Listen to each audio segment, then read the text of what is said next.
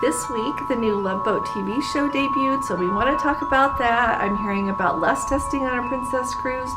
I want to talk to you a little bit more about the differences in itineraries and kind of extend the conversation we were having yesterday, as well as talk about the things that I am doing.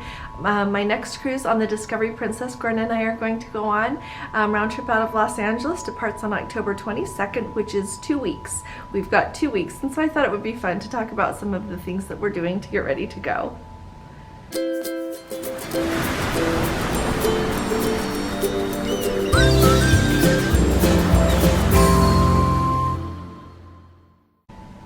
Hi there, this is Allison with Let's Go Travel Tips, and today we have lots to talk about once again. Really quickly, yesterday when I was talking to you all about how Norwegian has some very unique itineraries, and would you be interested in trying a new cruise line just to be able to go to the places on one of the itineraries, I wanted to just clarify really quick a couple of things.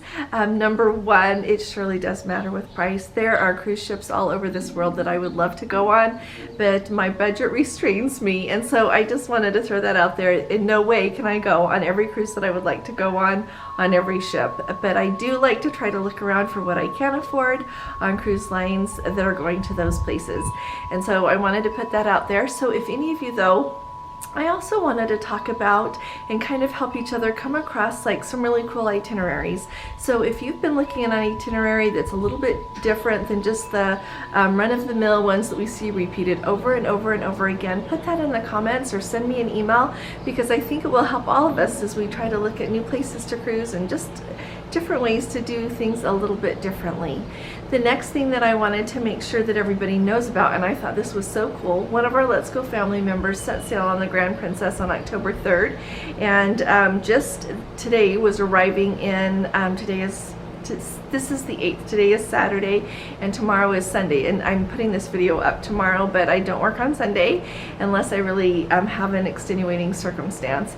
And so anyway, so today, Saturday, they were arriving in Hawaii, and Princess was passing out the tests so that everyone could be tested, and then they collected them all and said that they heard from headquarters that they were not going to have any testing after all. So I think that's really great. You probably heard me talking about the Majestic Princess on that Trans-Pacific, that people had to be tested in Hawaii, and there was like 0.005, I believe it was, %. So very, very, very few passengers on board had any COVID, and so I think it's a great step forward that we don't have to worry about that testing, and it'll be really interesting to hear if that's the new protocol, the way things are going for cruises arriving in Hawaii.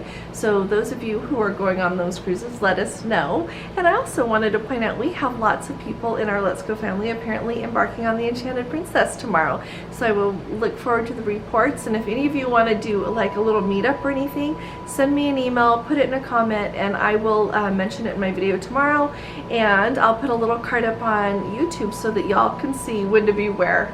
Just throwing that out there if you would like to. Now, so this last Wednesday, the new Princess, the real Love Boat TV show debuted. It's a reality TV show compared to the TV show that they had back in the 70s. And as I watched that corporate event that they had on the Discovery Princess before sail away, kind of their big kickoff, as it were, to the premiere of the new TV show, and I was a little bit I thought that they did a very nice job with the event. They had lots of great people there. I thought it was really fun.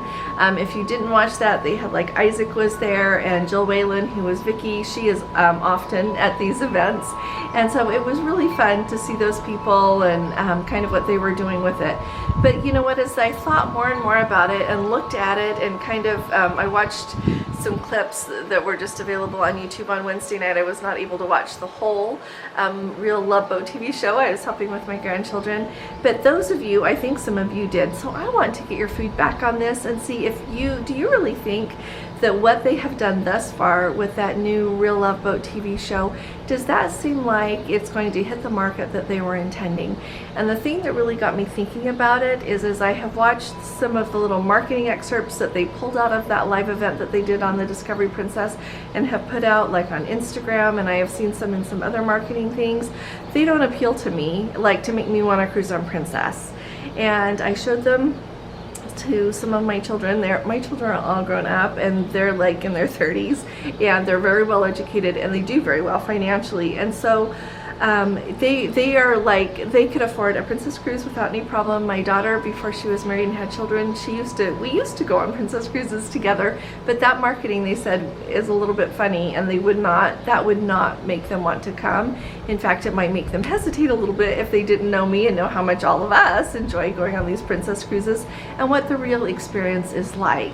So I would really like us to have a discussion here in the comments, because that's just my view. I would really like to know what the rest of you are thinking about that, and I really look forward to reading your comments and having a great discussion there, because I wonder if this is hitting the mark. I just don't know if this is a little more of an attempt like something else that's a little bit of an outlier to really be able to pull in the people that would like to go on a princess cruise.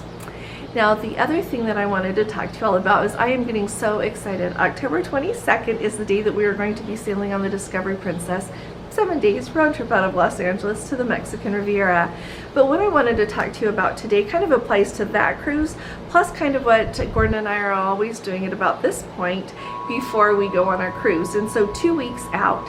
So I am really hoping that we receive our medallions in the mail this week, because they usually come like 2 weeks to 10 days before we sail, and so I'm looking forward to that a lot. And then I also, by now, I have pretty much narrowed down what clothes I'm going to take, and if there is anything at all that I am missing from my wardrobe, or any like supplies or little funny things that I want to take that I am not missing, I surely would be getting it this weekend. I think I have everything, but don't leave things until the last minute, because sometimes when you order things to be shipped to your home, it takes way longer than you would expect. So make sure in advance that you have got everything that you want.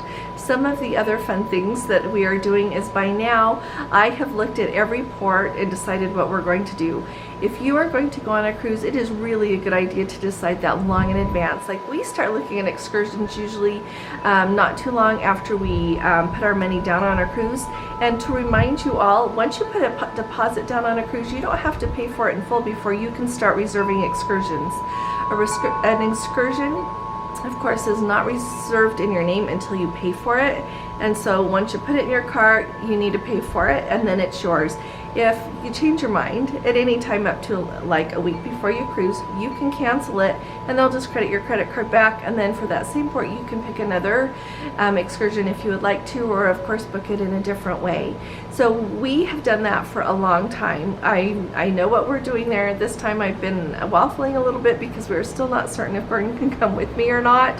Really hopeful he can come, but if he can't come, I might do a little bit different excursions, but we have some booked, so that if he can come, we're going to do those.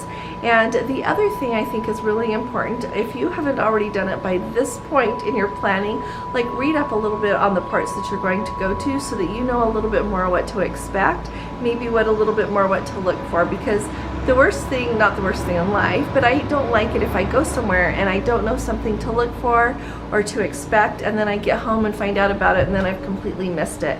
And so I would say that if you're a couple of weeks out and you are not familiar at all with the ports that you're going to visit, take a minute and do that.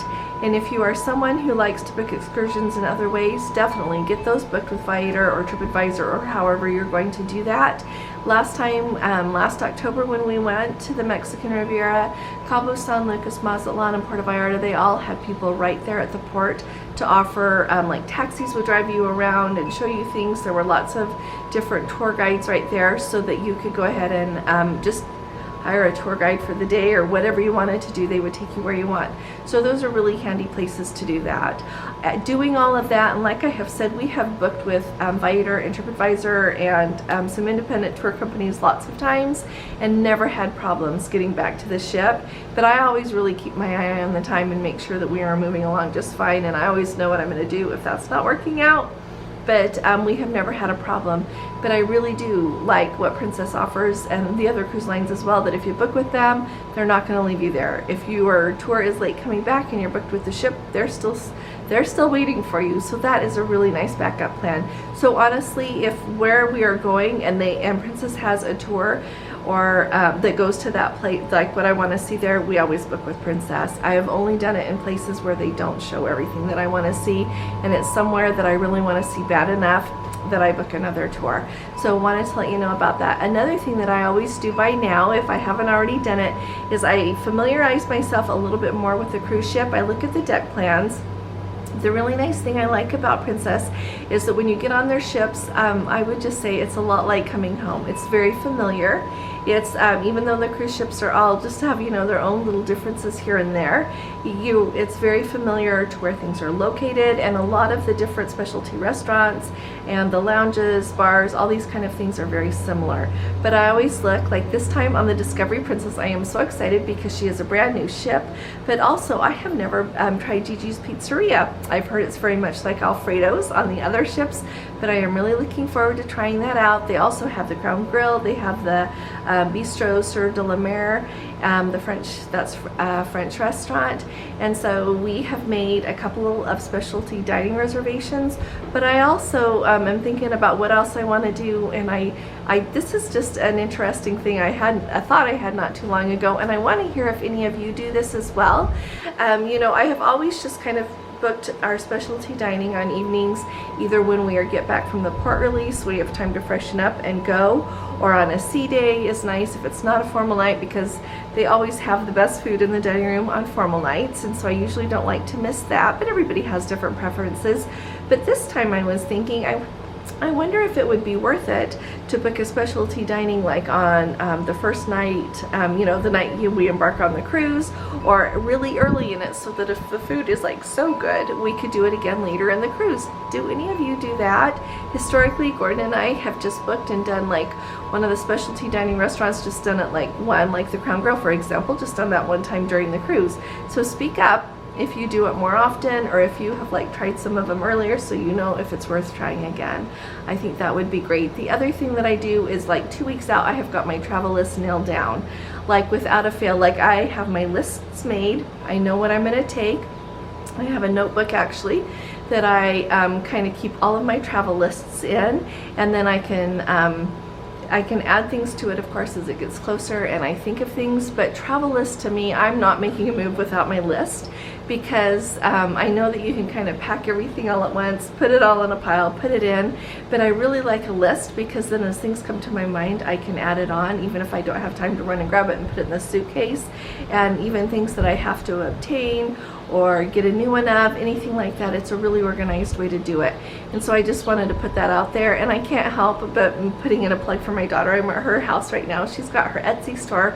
The little link is always below all of our videos. She's got really handy packing lists that she has done just for different regions, so that if you have not been to that place yet, or you just need anything to prompt your thought process a little bit, they're super inexpensive. So if you want to look at those, you can look at those. Like I said, the link, it's on just an Etsy store. It's very inexpensive, and so I wanted to put that in there. But my packing lists are really nailed down. I know what I'm going to take, and I tried really hard to think of all of the items of clothing that I'm going to take, and once I put it on a list, it really helps me not overpack. It helps me think through everything. I make a list of each day in port, and my daughter's got that as something as well, but I just make a list for each day in port, and I put what I'm going to wear on that day, and it helps me just think clearly and not miss anything. And so I just wanted to share this with all of you, as I'm so excited to go. Now, not too long ago, I asked if anyone had any suggestions for what to see in Mazatlan. I really didn't get a lot of replies, and so I'm thinking Mazatlan is maybe a good place to get off the ship and just look around on my own right by the port for a little while. I remember it has a really pretty area there. It had musicians playing, it's got shops, and so I just might do that, especially if Gordon's not with me, and get back on. But Mazatlan is one that we don't have an excursion booked yet, so if you have anything for us on that, let us know. And the same with all the other ports. Put your suggestions below, because it just not only helps me, but it will help a lot of our Let's Go family members. Now, if you haven't subscribed yet, we would just love to have you all with us. So hit that subscribe button. It'll make you a member of our Let's Go family. And if you appreciate these updates, would you please give this video a thumbs up, because that really does help us as well. I look forward to hearing from all of you. I'll be talking to you all again really soon. You all take really good care. God bless you. Love you. Bye-bye.